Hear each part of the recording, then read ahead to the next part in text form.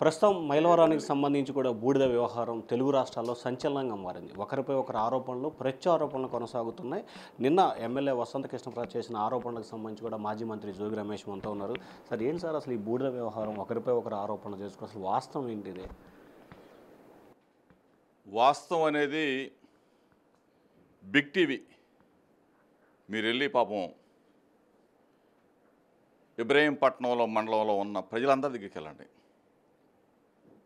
VTPS నుంచి కాలుష్యం మా ప్రాంత ప్రజల ఆ కాలుష్యం వల్ల ఇబ్బందులు పడుతున్నారా? గుండె జబ్బులు వస్తున్నాయా, కిడ్నీ వ్యాధులు వస్తున్నాయా, చర్మ వ్యాధులు వస్తున్నాయా, మలేరియా, డైలేరియా ఇటువంటి వ్యాధులతో కొన్ని వందల మంది చనిపోతున్న పరిస్థితుల్లో ఇంతకు ముందే పోరాటాలు చేశాం. తర్వాత నేను ఇక్కడ స్థానికంగా నేను ప్రజాప్రతినిధి కాలేకపోయా. ఒకవేళ అయ్యుంటే ఈ పాటికి ఆ సమస్యని జోగి రమేష్ పరిష్కరించేవాడు. ఒక పక్కన అది జరుగుతూ ఉంటే, ఒక పక్కన ఇక్కడ వీటీపీఎస్లో వచ్చే బూడిద ఇక్కడ నివసించే స్థానికులైన లారీ క్లీనర్లు డ్రైవర్లు అయ్యారు, డ్రైవర్లు ఓనర్లు అయ్యారు. సుమారుగా 500 కుటుంబాలకు సంబంధించి వాళ్ళందరూ కూడా రోడ్డున పడ్డారు. కాంట్రాక్ట్ పిలిచారు. ఒక కాంట్రాక్టర్కి ఆ వ్యవస్థను అప్పచెబితే వీళ్ళందరూ కూడా పొట్టతిప్పల కోసం మీరు చూసే ఉంటారు. ప్రతిరోజు ప్రతి ఒక్క గ్రామం వెళ్ళి అయ్యా మమ్మల్ని కాపాడండి, మమ్మల్ని ఆదుకోండి అని చెప్పేసి వాళ్ళు ఆ గ్రామాల్లో తిరుగుతున్న పరిస్థితి. స్థానిక ప్రజాప్రతినిధిగా, ఎమ్మెల్యేగా నువ్వేం బాధ్యత తీసుకున్నావు కృష్ణప్రసాద్ అని అడుగుతా ఉన్నాను. దాన్ని నేను క్వశ్చన్ చేశాను. ఒక పక్కన వాళ్ళేమో తిరుగుతూ ఉంటే, ఒక పక్కన నువ్వు అనధికారికంగా కొన్ని వేల టన్నుల బూడిదని డంప్ చేసి నేషనల్ హైవే పక్కన నువ్వు హైదరాబాద్కి లారీ 20,000 25,000 అమ్ముతే రోజుకి 25 లక్షల రూపాయలు రోజుకి. ఈ కృష్ణప్రసాద్ కానీ, కృష్ణప్రసాద్ బామ్మర్ది కానీ, ఇది జగమెరిగిన సత్యం. డబ్బులు దోచుకుంటా ఉంటే నువ్వు కనీసం ప్రజాప్రతినిధిగా టెండర్ని రేపు అసెంబ్లీ సమావేశాలు జరుగుతాను నేను విన్నా కృష్ణప్రసాద్ మాటలని, ఏదో పొడి చేస్తానను. నీకు నిజంగా చిత్తశుద్ధి ఉంటే రేపు అసెంబ్లీ సమావేశాల్లో నువ్వు ఆ టెండర్ని క్యాన్సిల్ చేసి ఇక్కడ లారీ పాపం పొట్టతిప్పల కోసం తిరుగుతున్న ఎంతమంది వాళ్ళకి అన్నం పెట్టు. అది చేయకుండా నేను పోరాటం చేస్తూ ఉంటే, వైఎస్ఆర్ కాంగ్రెస్ పార్టీ పోరాటం చేస్తూ ఉంటే మా మీద అవాకులు చెవాకులు. నేను ఒకటే చెప్తాను, సూటిగా చెప్తా ఉన్నా. నువ్వు టెండర్ని రద్దు చేయించు, ఇక్కడ స్థానికులైన లారీ వాళ్ళకి పాపం వాళ్ళకు ఉపాధి కల్పించు. నువ్వు అక్రమంగా నిల్వ చేసిన డంపుని వాళ్ళకి స్వాధీనం చేసేవయ్యా. దోచుకున్నావు కదా, ఆ డంపు నాలుగు ఇస్తే వాళ్ళు బాగుపడతారుగా పాపం. ఈ చెప్తే నేను ఆ డంపును స్వాధీనం చేయండి రా బాబు, లేకపోతే ఇవన్నీ చేయని చెప్పేసి నేను ఆందోళన చేపడితే నీకు చిత్తశుద్ధి ఉంటే మీదేగా ప్రభుత్వం, మరి నన్ను ఎందుకు ఇక్కడ అరెస్ట్ చేశారు? నేను అక్కడికి వెళ్ళేవాడిని కదా, అది ఎవరిదో తెలిసేది కదా, తేడ తెల్లమయ్యేది, ప్రజలకు తెలిసేది, బిగ్ టీవీ ద్వారా మొత్తం సమాజానికి తెలిసేది. అది ఆ డంపు కృష్ణప్రసాద్ బామ్మర్దిదా, రోజుకి ఎన్ని లారీలు అమ్ముతున్నాడు, ఎంతకు అమ్ముతున్నాడు నేను చెప్పేవాడిని కదా. మరి నన్ను ఎందుకు వెళ్ళిన వాళ్ళ ప్రభుత్వం నీదేగా. పోలీసులను అడ్డుపెట్టి ఆ రోజు మీరు చూశారు. నన్ను అరెస్ట్ చేయటం, భవానీపురంకు పంపించడం, ఇవన్నీ ఎందుకు? చేతగాని చవట సన్నాసులు చేసే పనులు ఇవి. నన్ను అడ్డుకోవటం కోసం, ఇక్కడ లారీ వాళ్ళ పొట్టతిప్పల పాపం వాళ్ళని ఇబ్బంది పెట్టడం కోసం ఇవన్నీ చేస్తూ ఉంటే నేనేమో మాట్లాడమని చెప్పేసి అసెంబ్లీలో మాట్లాడరా బాబు, లోకేష్ గారి దగ్గరకో లేకపోతే చంద్రబాబు దగ్గరకో లేకపోతే విద్యుత్ శాఖ మంత్రి దగ్గరికి వెళ్ళి ఆ టెండర్ని క్యాన్సిల్ చేసి వాళ్ళకి ఉపాధి కల్పించమని నేను చెప్తా ఉంటే దొడ్డిదారిన డ్రామాలు, సొల్లు మాటలు, సొల్లు కబుర్లు. నేను విన్నా. దయచేసి బిగ్ టీవీ వాళ్ళు కూడా చెప్తా ఉన్నా, నేను మాట్లాడే మాటని ప్రతి ఒక్కటి కూడా డెలివరీ చేయండి. అతన్ని ఏ విధంగా చేశారు? రాజకీయాల్లో నాకు తెలిసినంతవరకు చాలామందిని చూసా, చిన్నప్పటి నుంచి ఎక్కర్లు వేసుకున్నా కానీ రాజకీయాల్లో ఉన్నాను. రాజకీయ వ్యభిచారం ఎవడైనా ఉన్నా అంటే ఈ కృష్ణప్రసాదే. ఎన్ని పార్టీలు మారుతావరా నువ్వు? ఒక బ్రోకర్ గాడివి నువ్వు. అసలు నా గురించి మాట్లాడే అర్హత నీకుందా? నువ్వు నా గురించి మాట్లాడగల కెపాసిటీ నీకుందా రాజకీయాల్లో? నేను చిన్న స్థాయి నుంచి పైకి వచ్చా.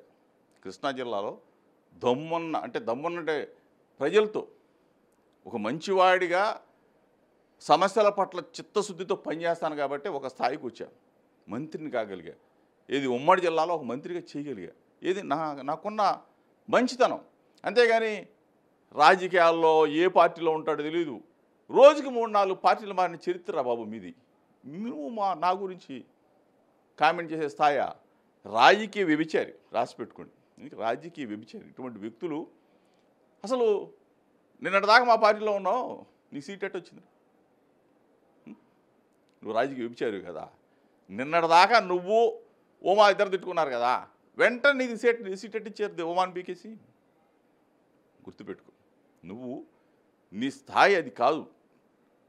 ఇది కూడా ఇది సంవత్సరం అయింది.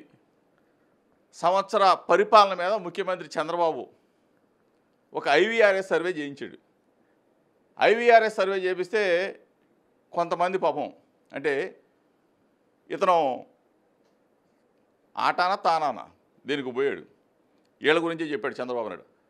ఆటాలకి తానాలకు పోతే ఈసారి తందానారా అని చెప్పి ఐవీఆర్ఎస్ సర్వే తీపిస్తే ఆ సర్వేలో పాపం ఆ నిజాలు చూసి చంద్రబాబు నాయుడు, లోకేష్ అసలు వాళ్ళే ఆశ్చర్యపోయారు.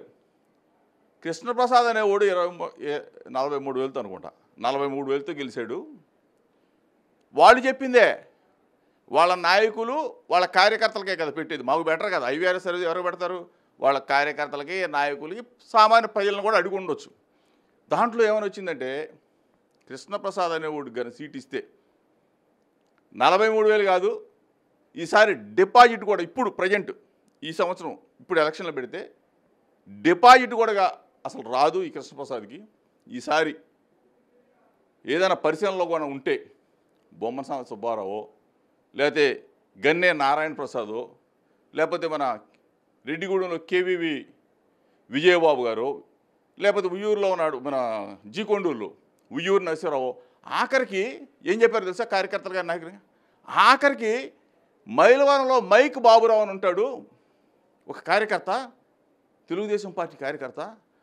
అసలు మైక్ బాబురావుకి ఇస్తే గెలుస్తాడు. ఒకవేళ ఇవ్వండి, గెలుపు తర్వాత సంగతి. మైక్ బాబురావు కానీ ఇవ్వను, కానీ ఈ కృష్ణప్రసాద్ అనేవాడికి అసలు సీటే ఇవ్వద్దు. ఇప్పుడు ఎలక్షన్లో పెడితే 43,000 సంగతి దేవుడు ఎరుగు, వీడు దెబ్బకి వెళ్ళిపోతాడని చెప్పారు.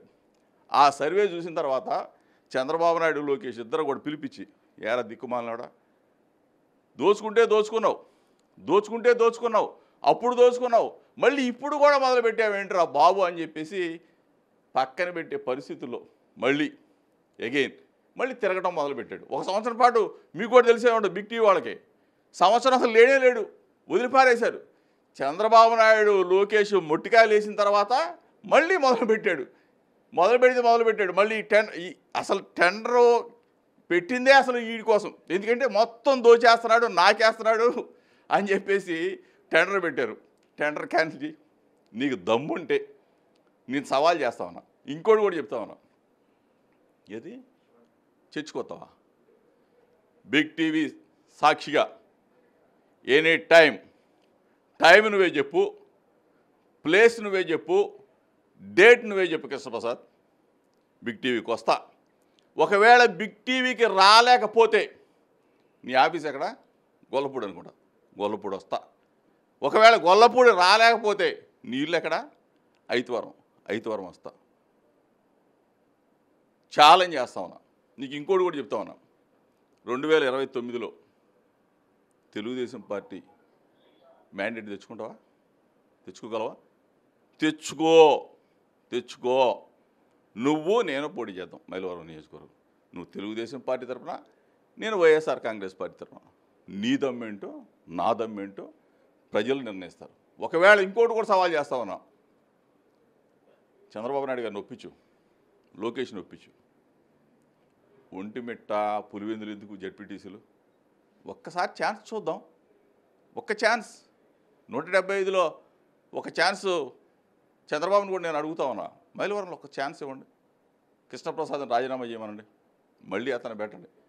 43,000 వస్తాయా? డిపాజిట్ వస్తుందా? ఒక్కసారి తెలుసు. గాలిలో గెలిచినాడు నువ్వేంటి నాకు చెప్పేదే?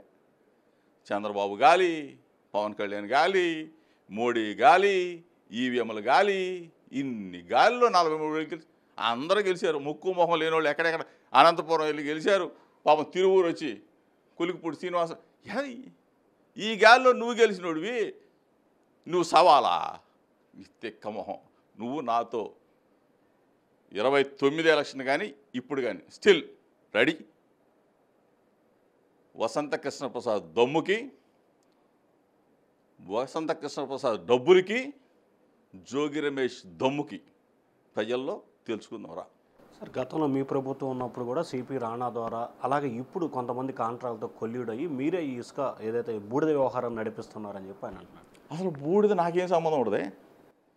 కృష్ణప్రసాద్ అసలు అడుగు పెట్టనిస్తాడా? అసలు అడుగు పెట్టనిస్తాడా? అసలు నా కాన్స్టిట్యున్సీ ఏది, నేనెక్కడా, నా శాఖ ఏది, నేను చూసేది ఎక్కడ? కృష్ణప్రసాద్ ఇక్కడ మొత్తం కృష్ణప్రసాద్ ఎవడిని కూడా నాకనివ్వడం. కృష్ణప్రసాద్ బామ్మది ఇద్దరే ఇసుక నాకిన, బూడిద నాకిన, ఆఖరికి మట్టి నాకిన, ఆఖరికి బ్రాందీ షాపుల్లో వాటాలైనా మీకు తెలుసు కదా. పాపం అడవి కోరిలో ఎంత గ్రావెల్ మొత్తం నాకి పారేస్తే పాపం అలో లక్ష్మణ అని చెప్పేసి పాపం ఫారెస్ట్ వాళ్ళు పోయి కేసు పెట్టకపోతే వాళ్ళని ముగ్గురు అధికారులను సస్పెండ్ చేయించి ఈ పార్టీకి కూడా పాపం వాళ్ళకి ఉద్యోగాలు లేక అలో లక్ష్మణ అని చెప్పేసి రోడ్డును పట్టుకు తిరుగుతున్నాం. నీ చరిత్ర నాకు తెలియందా? చర్చకు ఎగిరిగోల్డ్ భూములు అవ్వచ్చు, లేకపోతే అటవీ శాఖలో నువ్వు మైనింగ్ చేసిన నీ దొంగతనం మొత్తం అవ్వచ్చు, బూడిద మీద అవ్వచ్చు, బ్రాందీ షాపుల మీద అవ్వచ్చు, పోలవరం మట్టి మీద అవ్వచ్చు, ఏదైనా సరే దేనికైనా Jogi Ramesh ready. Chance is yours. Sir గత సంవత్సరం బుడమేరు వాగు వచ్చినప్పుడు కానీ లేకపోతే గతంలో మీ ప్రభుత్వం ఉన్న సమయంలో కానీ అసలు ఈ నియోజకవర్గాన్ని పట్టించుకోలేదు, అందుకని ఈ వ్యవహారం అంతా వివాదం అవుతుంది. అసలు బుడమేరు వాగు వచ్చి మొత్తం ఇబ్బందులు పడితే ఎక్కడ ఉన్నారు అంటున్నారు. అసలు బుడమేరు వాగు ఎవరు? ఇది నా ఇల్లు, నేను ఇక్కడ ఉంటా. నేను పోటీ చేసింది పెనంలూరు. తర్వాత అగైన్ జగన్మోహన్ రెడ్డి గారు నాకు ఇక్కడ ఇన్ఛార్జిగా ఇచ్చారు. ఇన్ఛార్జిగా ఇచ్చిన తర్వాత ఇప్పుడున్న కూటమి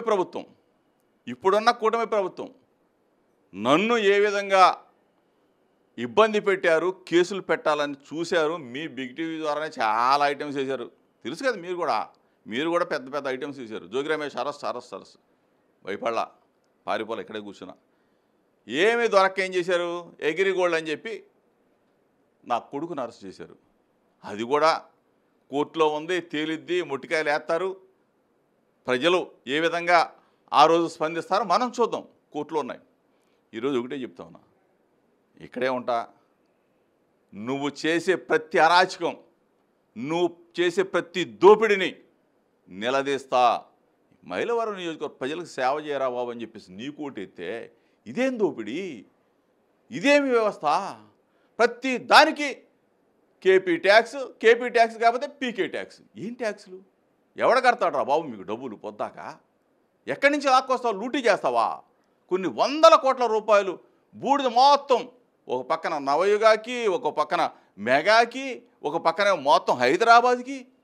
నీ చరిత్ర తెలీదా?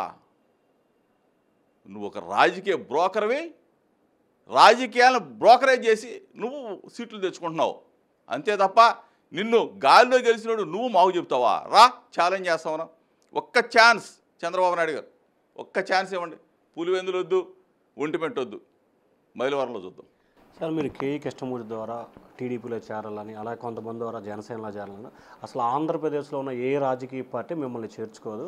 వైసీపీలో ఉన్న 60% మంది నాయకులకి వచ్చే ఎన్నికల టికెట్లో ఇచ్చినా గెలవరు అంటున్నారు. నా బ్రాండ్ ఏంటి? నా రాజకీయ బ్రాండే వైఎస్ఆర్. అంటే రాజశేఖర్ రెడ్డి గారి శిష్యుడిగా వచ్చా. జోగి రమేష్ 4 రోజులు ఈ ఇబ్బందుల వల్ల, మా అబ్బాయి కేసు వల్ల, ఒకవేళ కోర్టుల గొడవ వల్ల ఆగ్యమేం తప్ప కృష్ణప్రసాద్ని అడుగుతా ఉన్నా, ఎరా బాబు నువ్వు ఎక్కడన్నా బొక్కలోంచి చూసావా? నేను కేఈ కృష్ణమూర్తి గారితో మాట్లాడటం. పవన్ కళ్యాణ్ అడుగుదాం, పాపం వెళ్దాంపా, రమ్మను మీ బిగ్ టీవీ ద్వారా పవన్ కళ్యాణ్ దగ్గరికి నేను వస్తా. జోగి రమేష్ నీ పార్టీలో చేరతానన్నాడా అని చెప్పేసి పవన్ కళ్యాణ్ అడుగుతావు. నువ్వు బొక్కలోంచి చేసా, కంతలోంచి చూసావా? దిక్కుమాలనేదా? అరే నీ రాజకీయ వ్యభిచారి బ్రోకర్ నువ్వు అసలు మీ చరిత్ర రాసిస్తా. ఒకసారి బిగ్ టీవీ చర్చ బిగ్ టీవీ వాళ్ళు పెట్టాల్సిందే. వీళ్ళ చరిత్ర అసలు వీడు బతుకు మొత్తం కూడా బట్టలు తీసి చూపిస్తా, మొత్తం కూడా బట్టలు తీసి చూపిస్తా. దయచేసి బిగ్ టీవీ వాళ్ళకి చెప్తా ఉన్నా, నేను మాట్లాడిన మాటల్ని కొంచెం చూపించండి సార్ ప్లీజ్. అందులో ఎటువంటి డౌట్ ఉండదు సార్, మొత్తం మీరు మాట్లాడే ప్రతి పిన్ వస్తుంది. సో ఇది అంశం ఏదైనా కావచ్చు, ఖచ్చితంగా అగ్రిగోల్డ్ కావచ్చు, లేకపోతే బూడిద విషయం కావచ్చు, వసంత కృష్ణ అక్రమాలపై సంబంధించి ఏదైనా సరే బిగ్ టీవీ ద్వారా చర్చకి తాను సిద్ధమని చెప్పి సవాల్ ఇస్తున్నారు ఓటు స్టూడియో.